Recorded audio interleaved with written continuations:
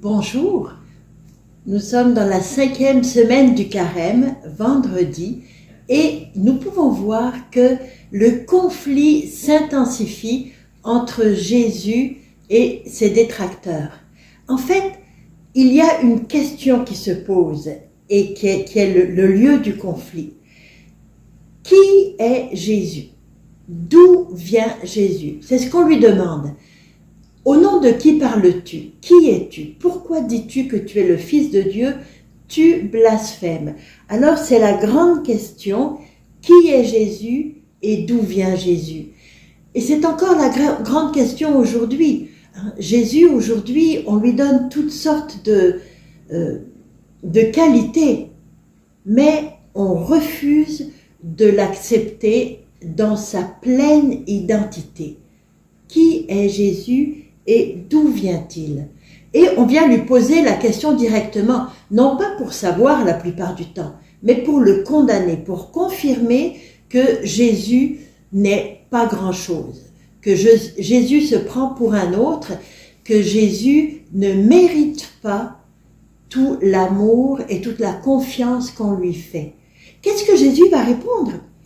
Jésus va répondre, si vous ne me croyez pas, croyez au moins mes œuvres. Pour quelle œuvre voulez-vous me lapider? Pour quelle œuvre bonne? C'est parce que tu dis que tu es le Fils de Dieu, c'est parce que tu dis que tu es autre chose que simplement un être humain ordinaire qui va mourir comme nous tous. C'est encore la grande question aujourd'hui.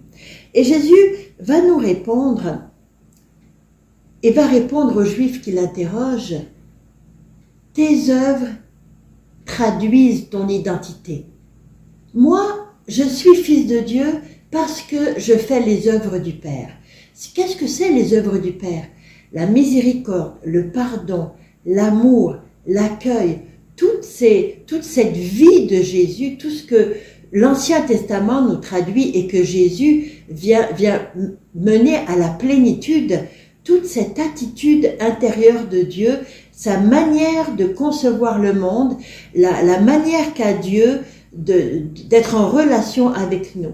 Il nous accueille, il nous pardonne, il est patient, il espère tout de nous, il fait confiance, il ne condamne pas, mais il demande la vérité, il donne la vérité. Alors, les œuvres de Jésus, c'est ce qu'elles donnent. Il guérit les boiteux, il guérit les aveugles, les sourds entendent, les démoniaques sont purifiés, les gens retrouvent la joie et le goût de vivre, la force de vivre aussi. C'est cela que Jésus fait, les œuvres de Jésus, et c'est cela les œuvres du Père. Alors, Jésus vient nous dire, mes œuvres me rendent témoignage.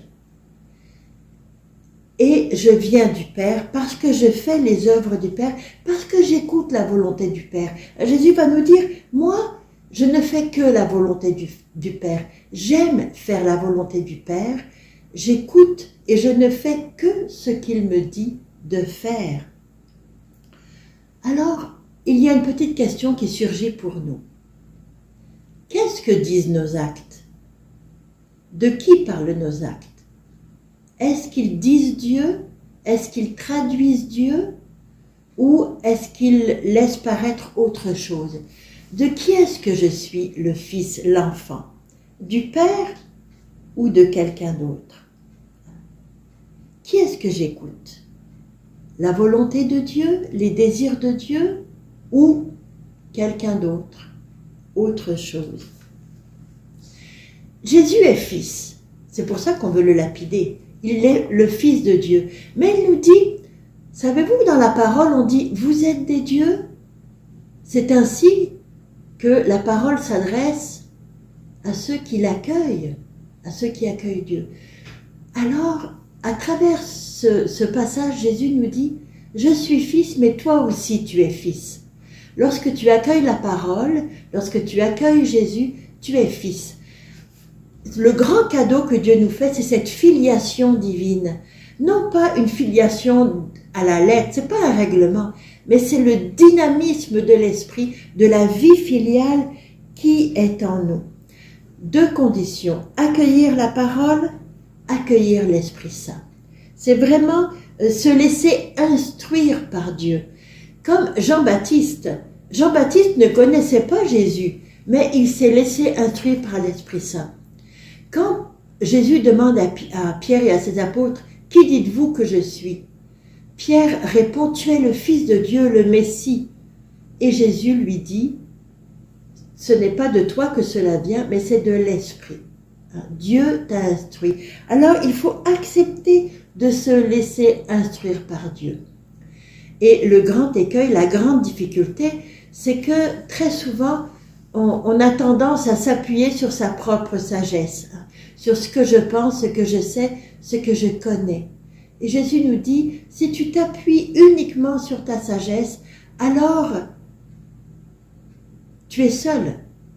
Mais laisse-toi instruire par l'Esprit. C'est très important d'accueillir l'Esprit Saint, d'accueillir la parole, de la méditer et de laisser la parole faire son œuvre en nous.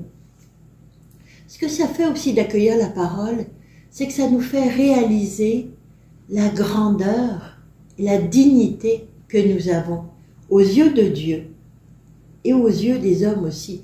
Lorsqu'on considère l'autre ou soi-même comme pas grand-chose, alors c'est qu'on ne s'est pas vu avec le regard de Dieu, on ne s'est pas laissé instruire par Dieu. On ne peut comprendre, accueillir notre propre grandeur, notre vraie grandeur, que lorsqu'on a accueilli l'Esprit Saint. Alors, c'est ça, la vie filiale qu'on reproche à Jésus. Et Jésus dit, mais le Père est toujours avec moi. Et moi, je suis toujours avec le Père. C'est ce qu'il va d'ailleurs prier pour que nous, on soit un. Plus tard, Jésus va dire, Père, qu'il soit un, comme toi et moi, nous sommes un, alors qu'il soit un en nous et nous en eux. C'est ce que Jésus voudrait pour nous, d'être toujours avec Dieu. Dieu est toujours avec moi, c'est la foi qui me dit, Dieu est toujours avec moi. Mais moi, est-ce que je suis toujours avec Dieu? Est-ce que tu es toujours avec Dieu à chaque instant, quoi qu'il se passe? Dieu est toujours avec nous. Qui nous séparera de l'amour du Christ? Personne. Mais moi, est-ce que je demeure dans son amour comme il m'en supplie, demeurer en mon amour? Alors il y a quelqu'un qui est toujours resté avec Dieu, et c'est Marie. La Vierge Marie, dans ce dernier jour de carême, ces derniers temps de carême, elle vient être avec nous pour nous enseigner, pour nous aider à être toujours avec Dieu, à rester avec Dieu. Elle vient nous enseigner sa présence à Dieu. Marie était toujours attentive à Dieu à travers les événements. Elle vient nous enseigner à écouter comme elle a écouté, à comprendre comme elle a compris. Et ensuite, à agir en fonction de ce qu'elle a compris. Pas agir toute seule, agir avec Dieu. Poussée par l'Esprit, elle s'en va, après l'Annonciation, visiter sa sœur, sa cousine Élisabeth. Alors nous aussi. Et dans notre action, poussée par Dieu, va jaillir un Magnificat. Ça va être le Magnificat de la résurrection. Alors je te souhaite une bonne marche. Non, nous n'allons pas à la mort, nous allons à la résurrection. Avec Dieu qui est toujours avec nous, parce que nous sommes fils. Je te souhaite de passer une très belle journée, puis une bonne marche vers la résurrection. Au revoir et à demain.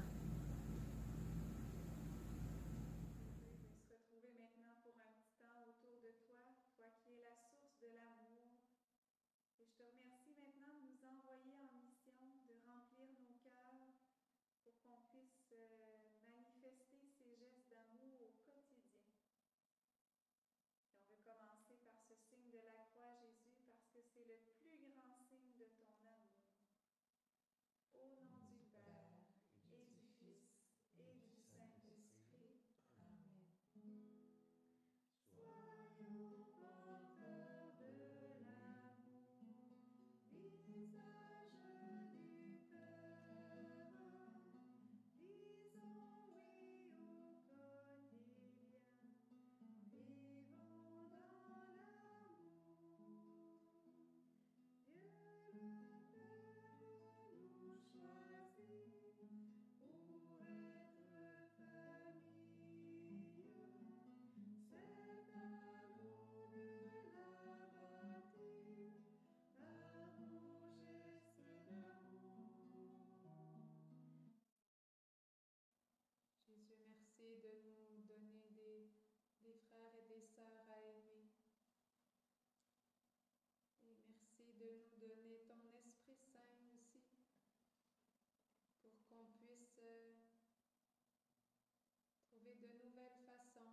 désir de manifester notre amour.